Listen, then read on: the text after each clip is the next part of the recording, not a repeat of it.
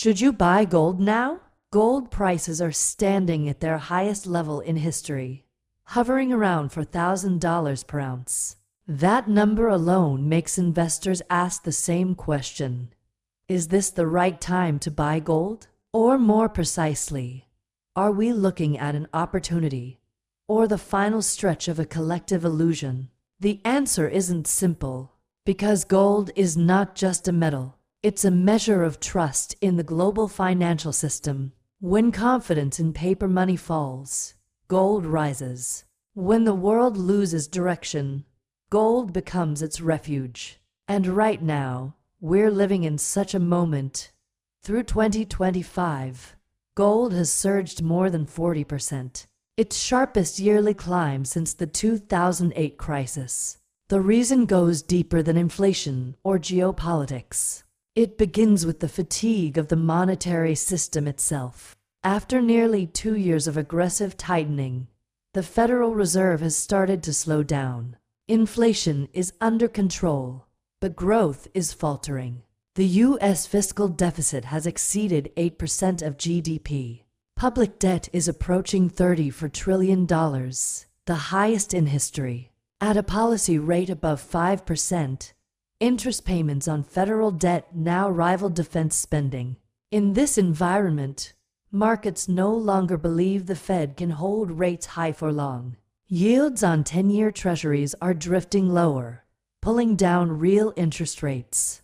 The single most important variable for gold. When real yields fall, gold rises. That's not speculation, it's math. The second driver is the weakening US dollar. After years of dominance, the dollar is under pressure from fiscal laxity and expectations of rate cuts. The DXY index, a measure of dollar strength, is down more than 7% this year, its weakest stretch since 2016. History shows a clear pattern.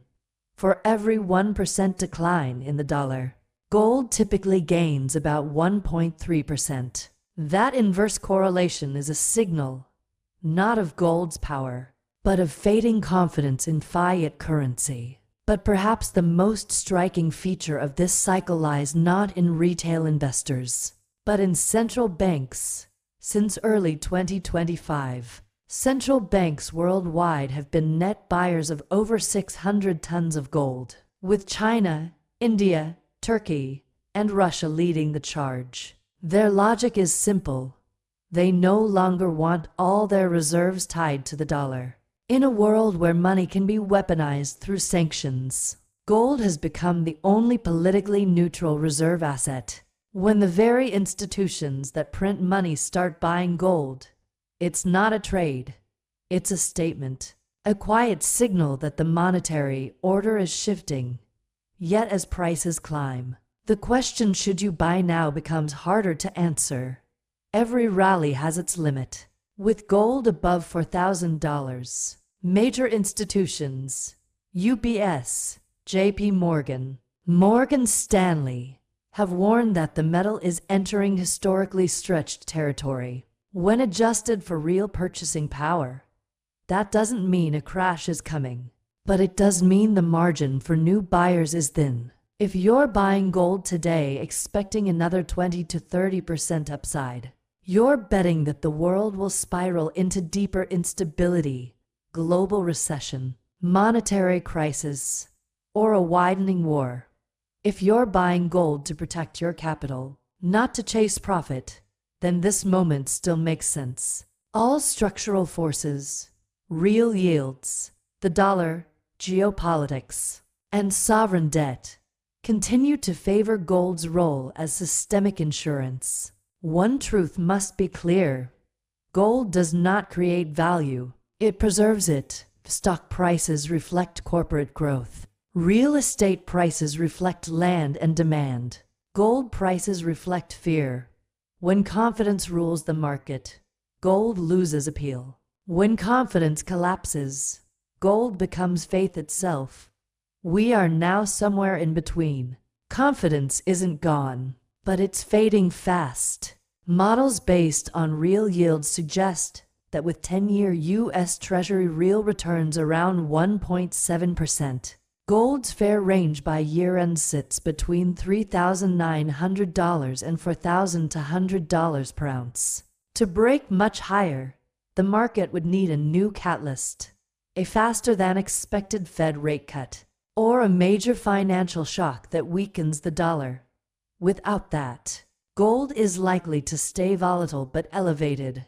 No deep fall, yet no explosive rally either. From a strategic perspective, professionals are split into three camps. Institutional investors hold gold as a defensive asset, roughly 5 to 10% of a diversified portfolio, hedging against interest rate and geopolitical risk. Short-term traders treat it as a range-bound play, taking profits near $4,200, re-entering around $3,800. Long-term savers see gold as a store of value beyond dividends or coupons, something that lets them sleep at night. If you belong to that third group, this is still a rational time to accumulate gradually. If you're chasing quick profit, this market carries more risk than reward. Few notice this. Over the past 12 months, gold prices have almost perfectly tracked the rise in global public debt. The correlation is not coincidence. It's cause and effect. Gold rises not because it's getting stronger, but because currencies are getting weaker. Gold doesn't need to appreciate. It simply needs everything else to depreciate faster. So when you ask, should I buy gold now? Ask yourself one more question. Why are you buying it? If you're buying because you think gold will make you rich, you're buying the wrong thing. If you're buying because you understand the world is entering an era of uncertainty, you're right on time at this stage. Profit is not the ultimate goal. Preservation is in conclusion. Gold is unlikely to collapse, not until faith in global currencies fully returns. But it won't surge indefinitely either, unless the world slides into another major crisis. So, when someone asks, should I buy gold now? The honest answer is yes, if you understand why. No, if you're only following the crowd.